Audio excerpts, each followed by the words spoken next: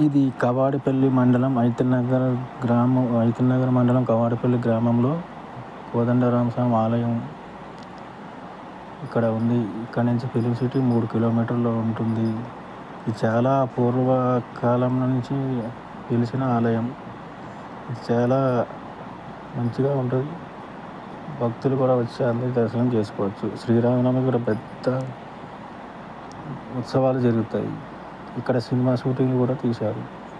ఇక్కడ మన హైదరాబాద్ నుంచి 30 to 35 కిలోమీటర్లు వస్తుంది ఎల్బీ నగర్ వరకు.